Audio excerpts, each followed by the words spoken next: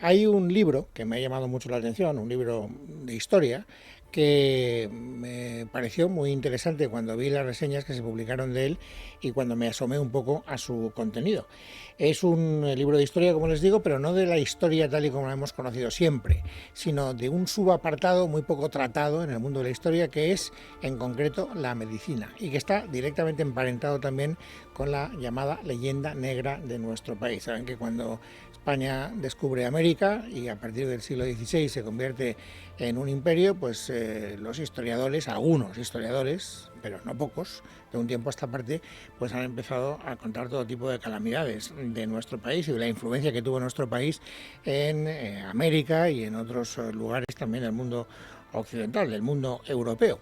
Y esa leyenda negra se ha extendido a una enorme cantidad de apartados concretos. Por ejemplo, la medicina, que es donde, digamos, a mí me llama la atención el libro del que les estoy hablando.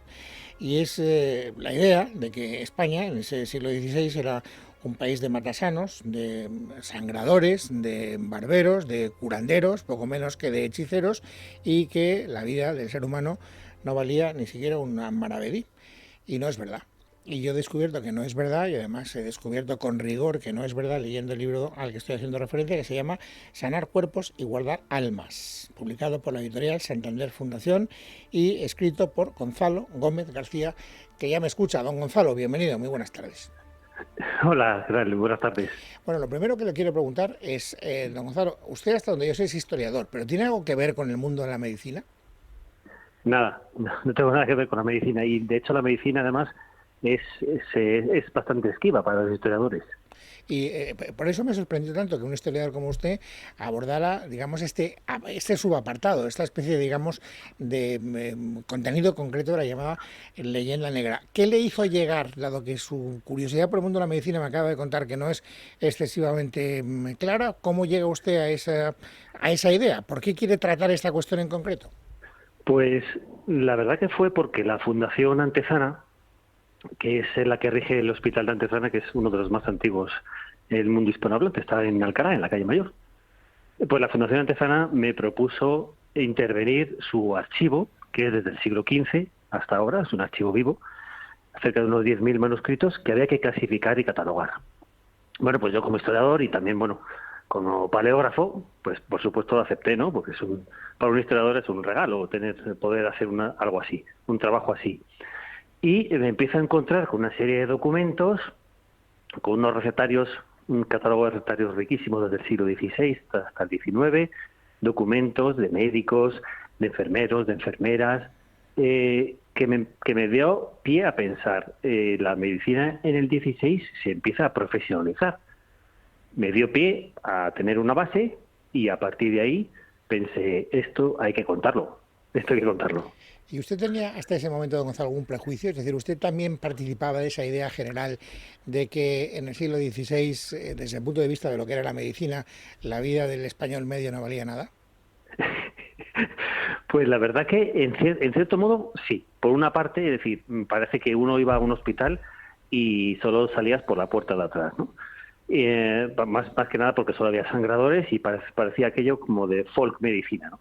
Había estudiado con el doctorado la institución de la Universidad de Alcalá y la Facultad de Medicina, pero estudias solamente la parte académica, no vas más allá, pues no había documentación sobre dónde estaba el teatro para operar, es decir, qué es lo que pasaba una vez que salían graduados, ¿no? Entonces al final había un vacío ahí que no se cubría. Es curioso porque usted no solo, digamos, rebate la idea de que la medicina en España era una calamidad, estoy hablando del siglo Sí, XVI, sino que llega sí. exactamente a la conclusión contraria.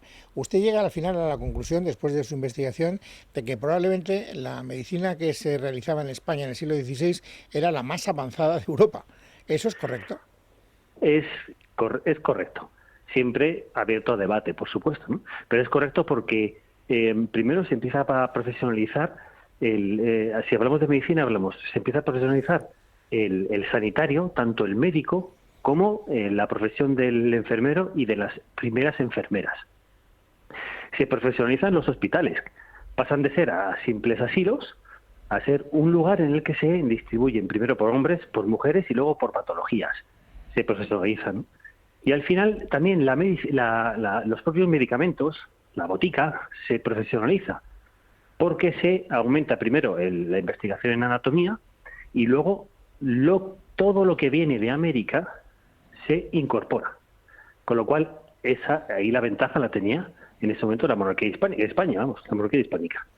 Luego, Y fue la más avanzada entonces. Le iré preguntando enseguida a don Gonzalo por algún aspecto concreto de los que usted acaba de enumerar, pero Sí. antes, si lo he leído bien, si lo he entendido bien, porque es verdad que no he leído el libro completo, pero sí que he ido haciendo mis propias anotaciones, hay un punto de inflexión, es decir, hay como una especie de aldabonazo en la conciencia del científico de la época, que es la peste negra del siglo XIV, que pone en evidencia todas las carencias que hay en el mundo de la asistencia sanitaria, y a partir de ahí hay como un punto de inflexión. ¿Eso es correcto? Realmente es así, porque lo que produce, la gran crisis que produce económica política de la peste negra, ¿no? de mediados del 14, crea un modelo que no da ninguna solución. Es decir, se tiene que llegar el humanismo para que dé una solución a todo el sistema. Y ese humanismo es el que, de hecho, es el hilo conductor de todo el libro, porque es el que, hay que profesionalizar y hay que ir más allá y hay que ser profesionales en todos los campos, ¿no? Que es lo que genera el humanismo. Medicina, en derecho, en gramática, en teología. Pero claro, ese humanismo lo que hace es, aparte de hacer avanzar la ciencia, tiene que devolver la dignidad de la persona. Y ese es el punto, realmente el punto de inflexión, es decir, ya todo se supera ese modelo que no da ninguna solución, que es el modelo de la Edad Media, a partir de la peste negra, y se llega al humanismo, que es el que da la respuesta correcta, que es el que todavía tenemos ese acervo cultural.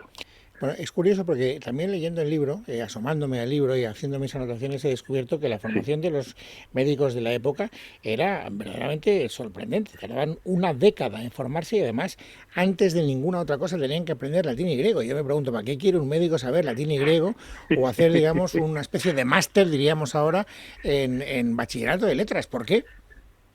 Pues creo que es la pregunta clave del por qué. La idea de Cisneros, en este caso, y la base principal del humanismo, es precisamente esa formación. El latín y el griego era porque había que acceder a unos textos originales. Entonces, si cada uno leía el texto original, te podías hacer una interpretación mucho mejor que si leías una traducción al castellano. Entonces, una de las ideas del humanismo es ir a las fuentes originales. Cuanto más original, mejor. Los textos. Y por otro lado, la formación que tenían que tener de 3 años, se llamaba el bachillerato en artes, como un bachiller hoy en día, era una formación muy importante en filosofía, la filosofía de Aristóteles. Porque al final era una filosofía que te acercaba a la naturaleza, al mundo, a la sociedad, la economía, a la moral. Ese vínculo y sobre todo ese saber interpretar la vida a través de los clásicos, como también decía Erasmo, ¿no? Que se aprendía muchísimo más a través de los clásicos, ayudaba a los jóvenes de entonces a saber interpretar la vida, ¿no? Que yo creo que es un debate más que hoy tenemos muy, muy candente, ¿no? Es decir, cómo se tienen que incorporar esos jóvenes al mundo adulto.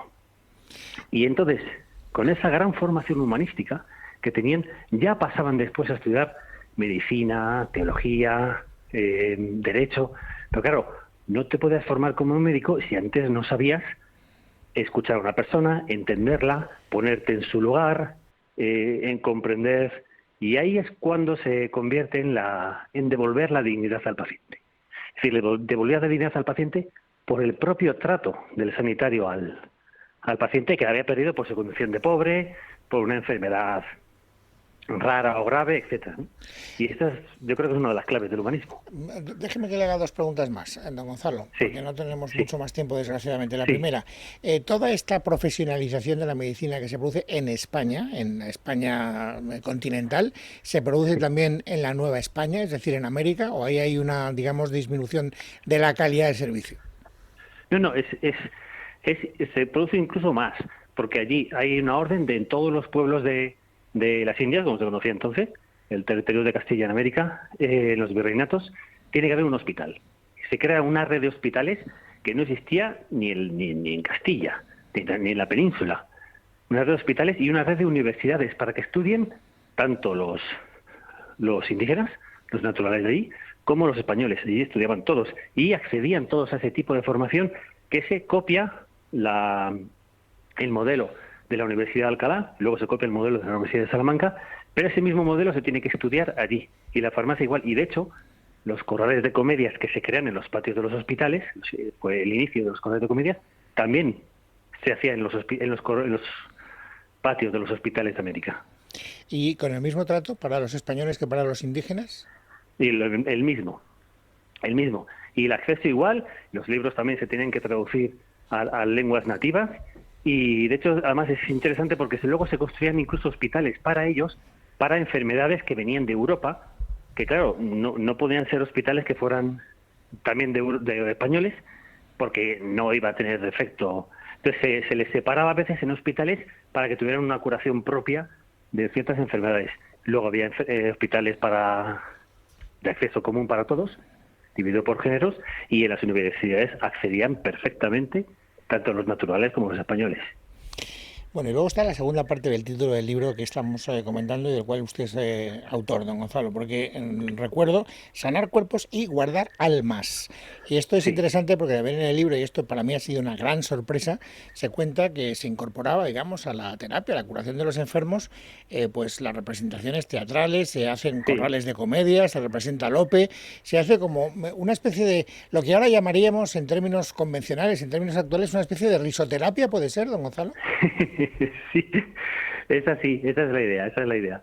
El sentido de guardar más es de cuidar, de proteger. Es decir, lo que hablamos de devolver la dignidad, se devolvía la dignidad por esa atención, pero también había que entretener. Es decir, se da el caso incluso en el Hospital de Antezana de Alcalá, que se traían camellos, se traían representantes, se traían los comediantes, se traían en el Hospital de Jesús de México, se representaban las obras de teatro, creo que había como 2 al día. Es decir, era muy importante que el enfermo estuviera alegre, que estuviera contento, porque al final este tipo de risoterapia, la sonrisa, nos alegra, y nos alegra significa luchar contra la enfermedad. Bueno, pues la verdad es que estas son algunas de las cosas que he descubierto en ese libro que me ha parecido profundamente interesante y por eso he querido tener esta conversación tan grata con usted, don Gonzalo. Le agradezco de Muchas todo gracias. corazón que nos haya atendido. Un saludo muy cordial y Muchísimas feliz gracias. año. Gracias, feliz año.